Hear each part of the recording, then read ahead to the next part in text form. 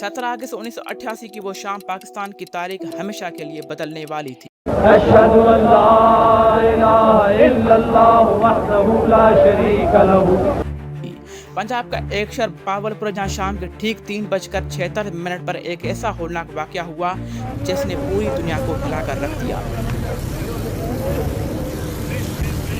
सदर मुमलिकत जनरल मोहम्मद ज़ियाउल हक साहब का आज से पहर हवाई हादसे में इंतकाल हो गया। इन्ना लिल्लाहि व इन्ना इलैहि राजिऊन। मुल्क का सबसे महफूज समझा जाने वाला फौजी जहाज पाक 1 हवा में उड़ने के सिर्फ 2.5 मिनट बाद जमीन पर आग गिरा और आग का गोला बन गया। ये कोई आम हादसा नहीं था बल्कि एक ऐसा पजल था जिसमें पाकिस्तान के सदर, फौज के बड़े बड़े जनरल और खुद अमेरिका के सफीर सेकंडों में राख का ढेर बन गए। इस पूरी सच्ची कहानी में 10 ऐसे बड़े नाम शामिल हैं जिनका जिक्र किए बगैर ये राज कभी समझ नहीं आ सकता। आइए बहुत आसान ज़बान में समझते हैं इस कहानी को कि असल में उस दिन क्या हुआ था। कहानी की शुरुआत होती बावलपुर के गरम सारा से, जहां पाकिस्तान के सदर और आर्मी चीफ जनरल ज़ियाउल हक एक नए अमेरिकी टैंक का टेस्ट देखने आए थे। जनरल ज़ियाउल हक उस वक्त पाकिस्तान के सबसे ताकतवर इंसान थे जो पिछले 11 साल से पूरे मुल्क को चला रहे थे। जनरल ज़ियाउल हक, put your guns down! Prime minister, corruption money embezzlement के जुर्म में आपको गिरफ्तार किया जाता है। उनके साथ इस सफर में पाक फौज के एक और बहुत वज़ीन अफसर मौजूद थे जिनका नाम था general Akhtar Abdurrahman. General Akhtar Abdurrahman वो इंसान थे जिन्होंने ISI सरबराह के तौर पर अफगान जंग की निगरानी की थी और अपनी हिकमत अमली से रूस जैसे सुपर पावर को अफगानिस्तान में शिकस्त दी थी। इन दोनों बड़े जनरलों का एक ही जहाज में ज़मीन पर सफ़र करना फौजी कानून के खिलाफ था, क्योंकि अगर खुदा न खासा कोई हादसा हो जाए तो मुल्क की पूरी फौजी क़यादत ख़त्म हो सकती है, जो कि उस दिन हुआ भी था। लेकिन किस्मत उन्हें खींचकर बावलपुर ले आई थी। अख्तर अब्दुर्रहमान जो कि मास्टरमाइंड के तौर पे इसमें काम करते थे, और उस वक्त इस तैयारी के अंदर दोनों लोग जो हैं वो इकट्ठे मौजूद थे। ख्याल ये टैंक का टेस्ट हुआ जो कि नाकाम रहा और जनरल ज़ियाउल हक ने वहाँ ज़ोहर की नमाज पढ़ी, फौजी अफसरान से बात की और वहाँ मौजूद मेहमानों से मुलाकात भी की। बाज़ रिपोर्ट्स के मुताबिक उन्होंने दोपहर का खाना भी वहीं खाया था और ये सब लोग वापसी इस्लामाबाद जाने के लिए जहाज़ की तरफ बढ़े। और इस परवाज़ में सिर्फ पाकिस्तानी जनरल ही नहीं थे बल्कि 2 आम अमेरिकन मेहमान भी शामिल थे। पहले थे पाकिस्तान में तैनात अमेरिका के सफ़ीर एलनोट राफेल, जो जनरल ज़ियाउल हक के करीबी दोस्त थे और आखिरी वक्त में जनरल ज़ियाउल हक के कहने पर उस जहाज़ में बैठे थे। उनके साथ अमेरिकी अफसर ब्रिगेडियर जनरल हरफर्ड वेसॉम, जो अमेरिकी फौज की तरफ से पाकिस्तान में काम कर रहे थे। और उनके अलावा पाक फौज के एक और अहम अफसर मेजर जनरल मोहम्मद हुसैन अवान भी इस जहाज़ में सवार हुए। मोहम्मद अवान साहब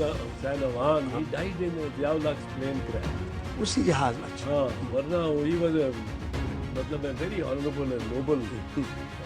अब बारी आती है C-130 जहाज़ को उड़ाने की, तो उसकी जिम्मेदारी पाक फ़ज़ाइया के इंतहाई तजुर्बेकार और काबिल पायलट विंग कमांडर मशीद हसन के पास थी।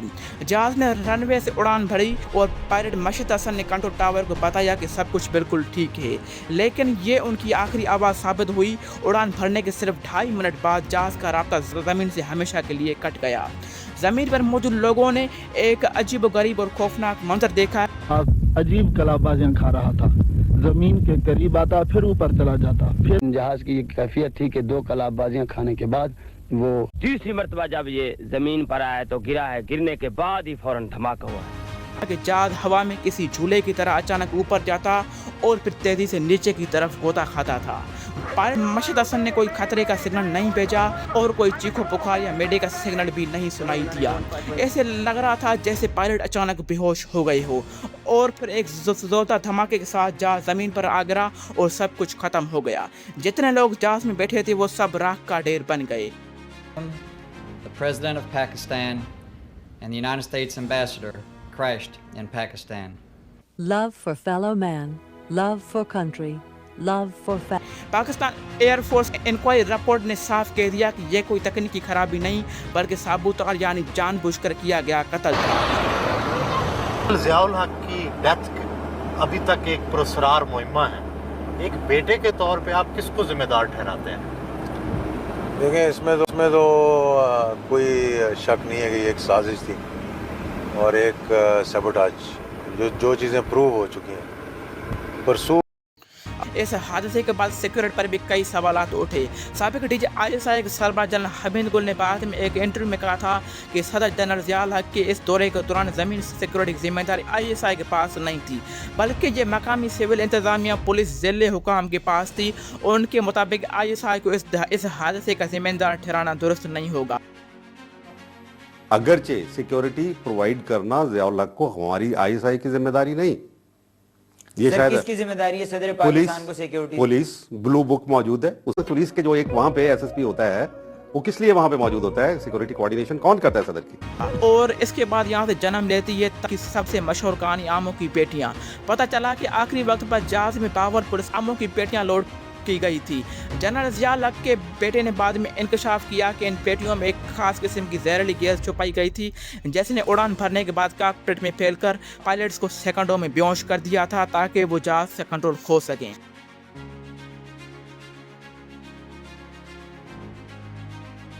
कि वो जो नर्व गैस इस्तेमाल हुई कॉकपिट के अंदर, कॉकपिट में क्यों वो नर्व गैस इस्तेमाल हुई? कि वो ऐसी नर्व गैस थी जिससे कि को मफलूज कर दिया जाता है, और जो कहा गया ना कि जहाज़ ऊपर गया नीचे आया, फिर ऊपर गया फिर नीचे आया, फिर ऊपर गया फिर गिरा, तो उसमें कहते हैं कि वो नर्व गैस ऐसी थी कि जिस तरह झटके लगते हैं उससे, और उन झटकों की वजह से वो जहाज़ जो था वो ऊपर नीचे जा रहा था। और वो नर्व गैस रखी और ट्रॉफीज़ को रखा हुआ था कॉकपिट के अंदर। वजह जब उनको दिया गया ना, अमूमन तो तोहफे रखे जाते हैं पीछे जहाज़ के, जहाँ आमों की पेटियाँ भी पड़ी थी, लेकिन इनको ऊपर रखा गया था कॉकपिट में। इस पूरी कहानी का सबसे बड़ा और पुरस्कार किरदार जनरल मिर्जा असलम बेग का। जनरल ज़ियाउल हक के बेटे एजाजुल हक ने जनरल असलम बेग पर अपने वालिद जनरल ज़ियाउल हक के तैयारा हादसे की तफ्तीश दबाने का इल्ज़ाम आयद किया है और जनरल असलम बेग उस वक्त पाक फौज के नायब आर्मी चीफ थे। वो भी उस दिन जनरल ज़ियाउल हक के साथ इस बड़े जहाज में वापस आने वाले थे, लेकिन बिल्कुल आखिरी मिनट पर उन्होंने अपने दूसरे छोटे त्यारे में सफ़र करने का फैसला किया। और नीचे जहाज में आग लगी हो और vice chief of army staff जिसे दावत दी गई थी उस जहाज में बैठने की, और कहा कि जी मैंने भी उसी जहाज में चढ़ना था, लेकिन मेरा अपना जहाज था, मैंने एक शादी अटेंड करनी थी, मुल्तान जाना था। और जब जनरल ज़ियाउल हक का जहाज हवा में हिचकुले खाकर ज़मीन पर गिरा तो जनरल असलम बेग फ़िज़ा में अपने जहाज से ये सारा मंजर देख रहे थे।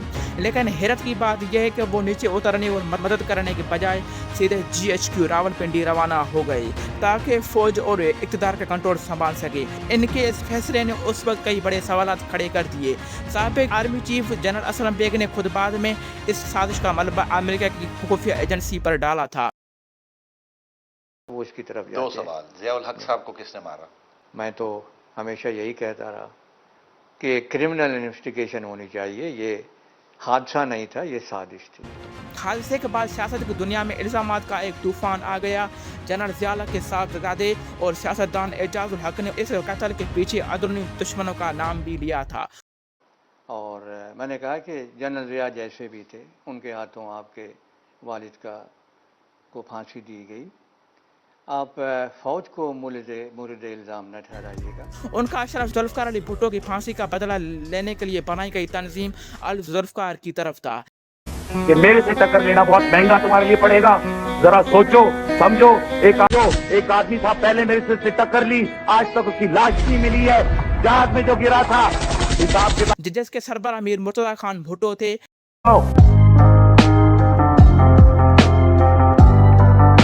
इसके अलावा वाशिंगटन में बैठे अमेरिकी सिक्योरिटी के आला ओहदेदार रिचर्ड आर्मिटेज जैसे बड़े नामों की खामोशी ने भी कई शकूक व शुबहात को जन्म दिया। कानून ये है कि जहां भी अमेरिकन इस किस्म के हादसे में हलाक होता है, 72 घंटे के अंदर अंदर भी I should be on the ground to investigate and to check what happened. FBI तैयार होगी आने के लिए। जॉर्ज शुल्ट्ज जो उस वक्त के उनके सेक्रेटरी ऑफ स्टेट थे, यानी फॉरेन मिनिस्टर थे, उन्होंने वीटो किया कि नहीं आप नहीं जाएंगे। और बहुत से लोगों का ख्याल सोवियत यूनियन की तरफ भी था कि इसके बाद कई साल गुजर चुके हैं, दुनिया बदल गई, पाकिस्तान में कई हुकूमतें आई और बहुत सी हुकूमतें चली गई, लेकिन बहावलपुर का वो राज आज भी मिट्टी में दफन है। तारीख की किताबों में ये वाक़या हमेशा एक ऐसा ब्लाइंड केस रहेगा जिसका हतमी सच शायद कभी सामने नहीं आ सका। कि आपके ख्याल में कि इसके पीछे कौन हो सकता है, कमेंट में ज़रूर बताइएगा।